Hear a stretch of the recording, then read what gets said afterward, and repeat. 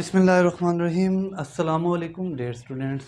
आज हम नाइन्थ की केमिस्ट्री के चैप्टर नंबर 7 के लेक्चर नंबर 7 के साथ हाजिर हुए हैं।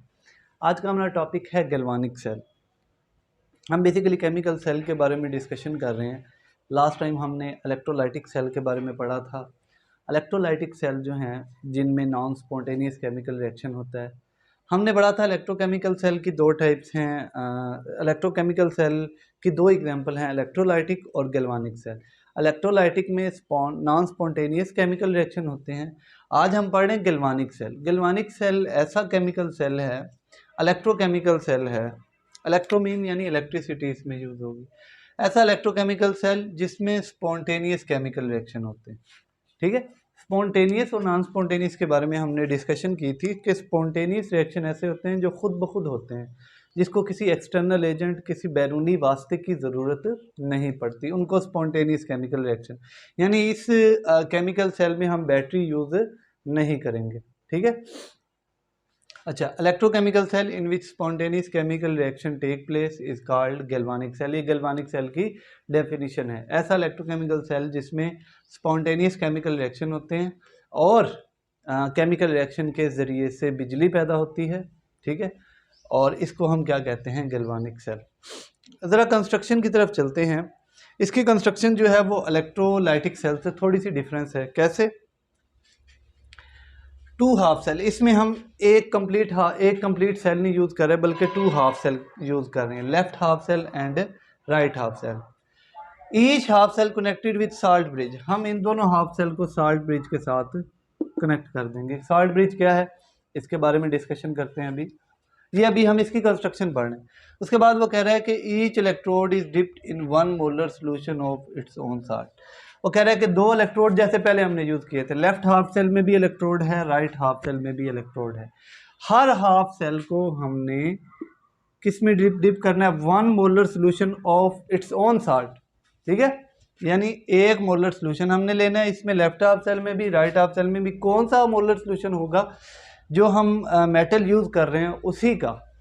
फॉर एग्जांपल अगर हम जिंक यूज़ कर रहे हैं तो जिंक सल्फेट का सोल्यूशन, अगर कॉपर यूज़ कर रहे हैं तो कॉपर सल्फेट का सोल्यूशन, अगर सिल्वर यूज़ कर रहे हैं तो सिल्वर सल्फेट का सोल्यूशन। तो हमने क्या करना है, हर हाफ सेल में इलेक्ट्रोड को जो डिप करना है वो किस सोल्यूशन में करना है, 1 मोलर सोल्यूशन। और कौन सा सोल्यूशन, उसी साल्ट का। ठीक है, उसी साल्ट का सोल्यूशन होगा। Each electrode is dip in 1 molar solution of its own salt connected through wire.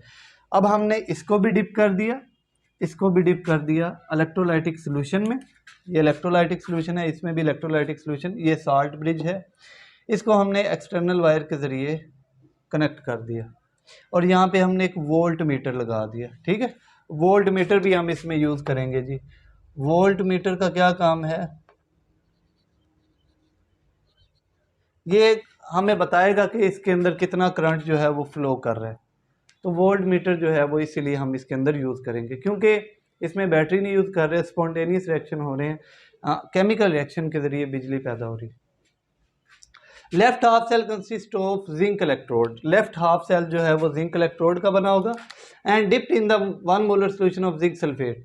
1 molar solution क्या है इसके बारे में हम डिटेल से पढ़ चुके हैं चैप्टर नंबर 6 में, मोलैरिटी वाले टॉपिक में। अब वो कह रहे हैं कि लेफ्ट हाफ सेल जो कि जिंक मेटल का बना है उसको जिंक सल्फेट के सोल्यूशन में डिप कर देना है, और राइट हाफ सेल जो कि कॉपर मेटल का बना हुआ है उसको कॉपर सल्फेट के सोल्यूशन में हमने क्या कर देना है, डिप कर देना है। यहाँ पे इसकी कंस्ट्रक्शन क्या हो जाएगी, कंप्लीट हो जाएगी। हमने साल्ट ब्रिज ले ली, ठीक है, साल्ट ब्रिज ले ली, उसके बाद हमने 2 इलेक्ट्रोड ले लिए, 2 हाफ सेल ले लिए, दोनों हाफ सेल को हमने साल्ट ब्रिज के साथ कनेक्ट कर दिया। एक्सटर्नल वायर के ज़रिए दोनों हमने इलेक्ट्रोड कनेक्ट कर दिए। एक हमने वोल्ट मीटर ले लिया जो कि हमें इसमें करंट फ्लो के बारे में बताएगा कि कितना करंट इस सिस्टम में फ़्लो कर रहा है। अच्छा, ये जो हमारे पास कंप्लीट है गैल्वानिक सेल का, ये जो है एग्जांपल है हमारे पास डैनियल सेल। ये हम बेसिकली डेनाइल सेल भी इसको पढ़ते हैं, डैनियल सेल भी पढ़ते हैं। तो ये हमने डैनियल सेल यूज़ किया है इसमें। ये गैल्वानिक सेल की एक टाइप है। साल्ट ब्रिज अब बहुत ही ज़्यादा इंपॉर्टेंट शॉर्ट क्वेश्चन है, what is meant by salt bridge and what purpose it is use. Salt bridge क्या है और ये किस मकसद के लिए इस्तेमाल की जाती है। Salt bridge is U shape glass tube. ये यू शेप ग्लास ट्यूब है, ठीक है, consist of consist of strong electrolyte solution. इसके अंदर क्या चीज़ होगी, हमारे पास स्ट्रॉन्ग इलेक्ट्रोलाइट सोल्यूशन। मैं कहता हूँ हमारे पास इसमें सोडियम क्लोराइड का स्ट्रॉन्ग इलेक्ट्रोलाइट का सोल्यूशन मौजूद है। ठीक है, स्ट्रॉन्ग इलेक्ट्रोलाइट सोल्यूशन, इलेक्ट्रोलाइट जो इलेक्ट्रिसिटी को कंडक्ट करता है। End of tube filled with a porous material like glass wool. और इस दोनों साल्ट ब्रिज के दोनों हिस्सों के जो एंड हैं उसको हमने पोरस मटेरियल से, पोरस मीन सुराखदार, सुराखदार इसलिए क्योंकि इसमें से हमने आयंस की माइग्रेशन करनी है। ठीक है, यहाँ से आयंस निकल के इस सोल्यूशन में जाएंगे, यहाँ से आयंस निकल के इस सोल्यूशन में जाएंगे, इसलिए हमने दोनों हाफ सेल के एंड को porous material, porous glass wool, porous material, या आप इसको कॉटन भी कह सकते हैं। ठीक है, ये बेसिकली इंसुलेटर होता है। Glass wool end of tube filled with the porous material like glass wool, दोनों एंड को हमने क्या कर देना है, ग्लास वूल के साथ कनेक्ट कर देना। या आप ऐसे भी कह सकते हो रुई के साथ, रुई के अंदर भी पोर होते हैं। कॉटन को हमने दोनों हिस्सों को कॉटन से क्या कर दिया, फिल कर दिया। अब फंक्शन क्या है साल्ट ब्रिज का, salt bridge is use to keep both half cell neutral. ये दोनों हाफ सेल को न्यूट्रल रखती है। कैसे, by providing pathway for migration of ions. ये क्या करती है, आयंस की माइग्रेशन के लिए एक रास्ता बन जाता है और ये दोनों हाफ सेल को न्यूट्रल रखती है। कैसे न्यूट्रल रखती है, इसके बारे में आगे हम वर्किंग में डिटेल से पढ़ते हैं कि ये दोनों हाफ सेल को न्यूट्रल कैसे रखती है। तो अगर शॉर्ट क्वेश्चन आ जाए, what is meant by salt bridge, for what purpose it is use, आपने बताना है कि salt bridge is a U shape glass tube filled with the consist of strong electrolyte solution. End of the both end of the tube is filled with a porous material like glass wool. Or its work function is to keep both half cell neutral by providing pathway for migration of ions. Ions को रास्ता देने के लिए use होता है। ठीक है, और दोनों हाफ सेल को न्यूट्रल रखता है। अच्छा, इसमें एक सबसे इंटरेस्टिंग बात यह है कि इसमें एनोड के ऊपर हमारे पास नेगेटिव चार्ज है और कैथोड के ऊपर कौन सा चार्ज है, पॉजिटिव चार्ज है। हमने इलेक्ट्रोलाइटिक सेल में पढ़ा था कि एनोड के ऊपर पॉजिटिव चार्ज और कैथोड के ऊपर नेगेटिव चार्ज। ये भी शॉर्ट क्वेश्चन आता है पेपर में, why in galvanic cell anode has negative charge and cathode has positive charge. ये दो शॉर्ट क्वेश्चन बहुत इंपॉर्टेंट है।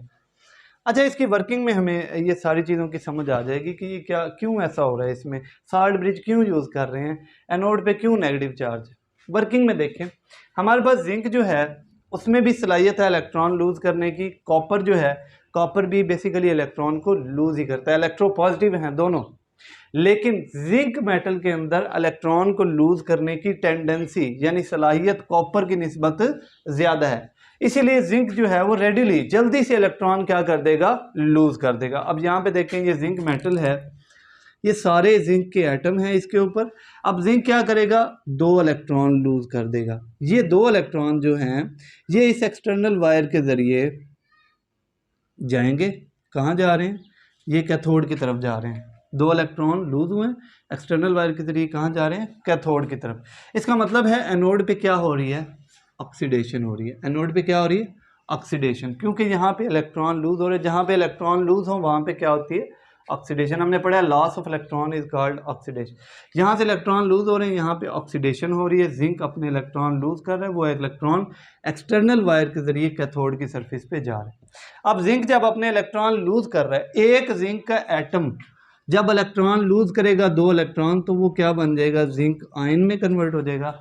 अब आयंस की ये खसूसियत होती है कि वो सोल्यूशन में डिज़ाल्व हो जाते हैं। मेटल जो है वो सोल्यूशन में डिज़ाल्व नहीं होती बल्कि आयन सोल्यूशन में। अब वो क्या होगा, जिंक के आयंस बन जाएंगे और वो इस जिंक सल्फेट सोल्यूशन में क्या हो जाएंगे, मिक्सअप हो जाएंगे। यहाँ तक बात क्लियर। अब ये इलेक्ट्रॉन कहाँ जा रहे हैं, ये कैथोड की सरफेस पे जा रहे हैं।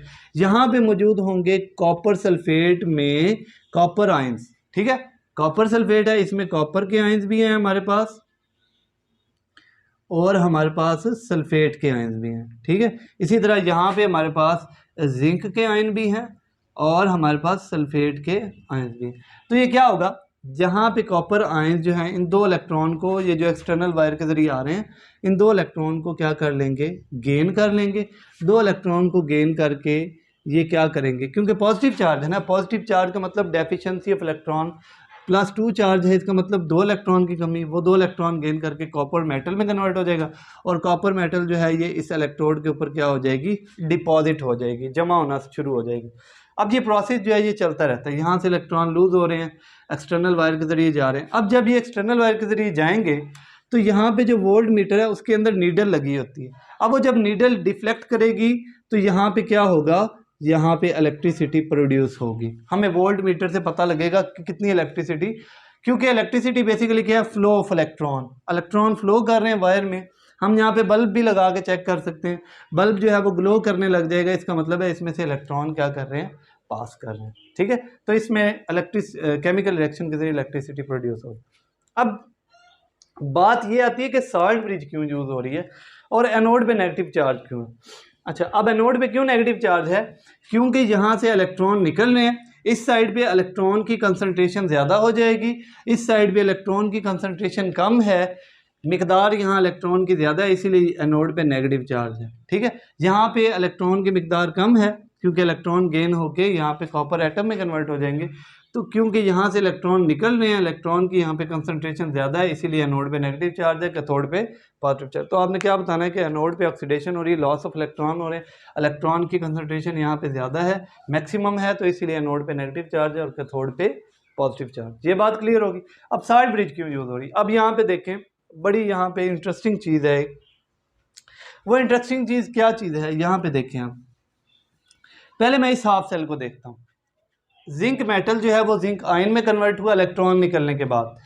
यहाँ पे क्या होगा, जिंक आयन जो है वो प्रोड्यूस होंगे। 2 इलेक्ट्रॉन निकले, एक जिंक का आयन बना, फिर 2 इलेक्ट्रॉन निकले, फिर जिंक का आयन बना, फिर 2 इलेक्ट्रॉन निकले, फिर जिंक का आयन बना। इस तरह करके इलेक्ट्रॉन निकलते जाएंगे, जिंक के आयन बनते जाएंगे।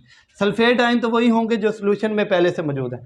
अब क्या होगा, सल्फेट आयन की कंसंट्रेशन कम हो जाएगी और जिंक आयन की कंसंट्रेशन क्या हो जाएगी, ज़्यादा हो जाएगी। यानी यहाँ पे पॉजिटिव चार्ज जो है वो ज़्यादा हो जाएंगे, ठीक है, और नेगेटिव चार्जेस जो हैं वो कम हो जाएंगे।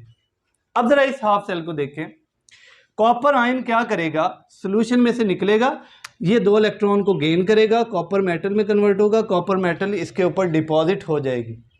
अब यहाँ पे बड़ी इंटरेस्टिंग चीज़, क्या इंटरेस्टिंग चीज़ है कि कॉपर आयन क्योंकि डिपॉजिट हो रहे हैं, अब यहाँ पे पॉजिटिव चार्ज जो है वो कम हो गए और नेगेटिव चार्ज यानी सल्फेट आयन की कंसंट्रेशन ज़्यादा है और कॉपर आयन की कंसंट्रेशन क्या है, कम है। यानी अब हमारे इस साइड पे पॉजिटिव आयन ज़्यादा हो जाएंगे, इस साइड पे नेगेटिव आयन ज़्यादा हो जाएंगे। जो हमारा सिस्टम है वो बैलेंस नहीं रहेगा, एक तरफ पॉजिटिव आयन ज़्यादा हो रहे हैं, एक तरफ नेगेटिव आयन ज़्यादा। अब इसको न्यूट्रल करने के लिए, दोनों साइड पे हाफ सेल को न्यूट्रल करने के लिए आयंस हम क्या करेंगे, साल्ट ब्रिज को यूज़ करेंगे। और साल्ट ब्रिज में हमने क्या कहा है, स्ट्रॉन्ग इलेक्ट्रोलाइट सोल्यूशन, जैसे कि हमारे पास सोडियम क्लोराइड है। अब हमने सोडियम क्लोराइड इसमें लिया है NaCl, ठीक है, ये एक इलेक्ट्रोलाइट सोल्यूशन है। इसका मतलब है इसके अंदर पॉजिटिव चार्जेस भी हैं, नेगेटिव चार्जेस भी हैं, पॉजिटिव भी हैं, नेगेटिव भी हैं। अब होगा क्या, यहाँ पे क्योंकि पॉजिटिव चार्ज की कंसंट्रेशन ज़्यादा है तो क्लोरीन आयन जो हैं वो यहाँ से इस सॉल्ट ब्रिज से निकलेंगे और इस सोल्यूशन में आ जाएंगे, और जब वो सोल्यूशन में आएंगे तो नेगेटिव आयन ज़्यादा होते जाएंगे और वो क्या होगा, पॉजिटिव और नेगेटिव आयन एक दूसरे को क्या कर देंगे, न्यूट्रलाइज कर देंगे।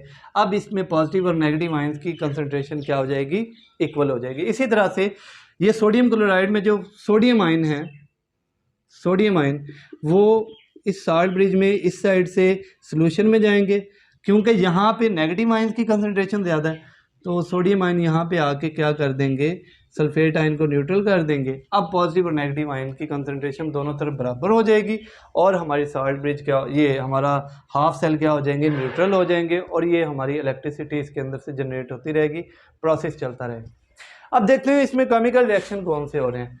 Copper atom deposit on atom, अच्छा, oxidation take place at anode, इसकी बात हमने कर ली। जिंक इलेक्ट्रॉन लूज हो रहे हैं, रिडक्शन में क्या हो रहा है, take place at cathode, cathode पे रिडक्शन हो रही है, कॉपर इलेक्ट्रॉन को गेन कर रहा है और कॉपर के एटम जो हैं वो इलेक्ट्रोड पे डिपॉजिट हो रहे हैं, जमा हो रहे हैं।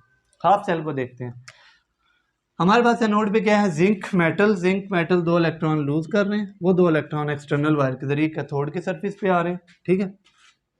अब ये जो 2 इलेक्ट्रॉन इसने लूज किए हैं, ये कॉपर के आयन इन 2 इलेक्ट्रॉन को गेन करेंगे, कहाँ पे, कैथोड पे।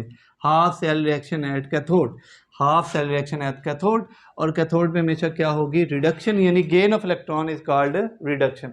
तो ये 2 इलेक्ट्रॉन जो सोडियम जिंक ने लूज किए हैं वो कॉपर आयन गेन करेगा, क्यों, कॉपर पे +2 चार्ज है यानी 2 इलेक्ट्रॉन की कमी है, तो ये किस में कन्वर्ट हो जाएगा, कॉपर मेटल में।